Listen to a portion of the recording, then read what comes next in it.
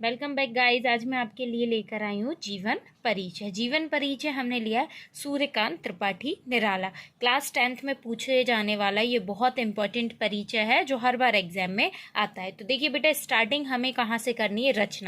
रचनाएं सूर्यकांत त्रिपाठी निराला की हैं अनामिका, कुकुरमुत्ता, गीत गूंज, बेला और कई सारी जो आपको पता है, कुछ और अलग हैं तो आप वो भी लिख सकते हैं। 2 रचनाएं आपको कंपलसरी रहता है, वो लिखना ही रहता है। फिर आता है सूर्यकांत त्रिपाठी निराला का भाव पक्ष हम पढ़ेंगे। छायावाद के उन नायक कवि होने के कारण निराला के काव्य में प्रेम और सौंदर्य के मोहक चित्र मिलते हैं। जैसा कि आपको पता है ये प्रकृति से बहुत करीब रहे हैं, तो इनकी जो कविता है उसमें प्रेम अत्यधिक देखने मिलता है। निराला जी ने अपनी कविताओं में प्रकृति के सजीव चित्र अंकित किए हैं। इनकी कविता पढ़ के ऐसा लगता है कि मानो हम जो प्रकृति में है वो खुद उनकी कविता में देख सकते हैं।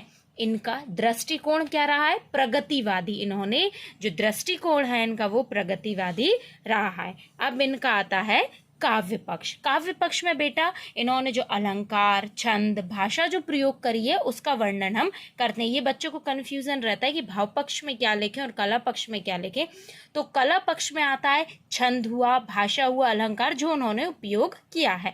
निराला जी की भाषा भावों के अनुरूप बदलती जाती है, जैसे भाव आते हैं वैसे उनकी भाषा वो बदल लेते हैं। निराला जी ने छंदों के क्षेत्र में नए नए प्रयोग किए, मतलब इन्होंने कई नए नए छंदों का प्रयोग किया है। आपने तुकांत व आतुकांत दोनों प्रकार के छंद लिखे हैं। ये छंद होते हैं जो है तुकांत और आतुकांत, इन्होंने दोनों छंदों का प्रयोग किया है।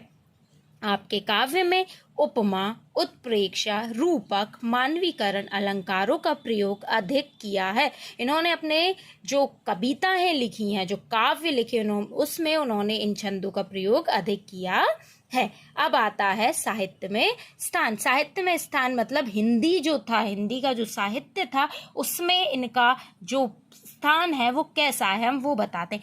आधुनिक कवियों में महाप्राण निराला जी का उत्कृष्ट स्थान है, मतलब अत्यधिक प्रिय या अत्यधिक कहें बहुत प्रिय कवि थे, तो इनका जो स्थान है वो भी बहुत मूल्यवान था। वे मुक्तक के जनक थे। जो मुक्तक काव्य होता है उसके जनक माने जाते हैं।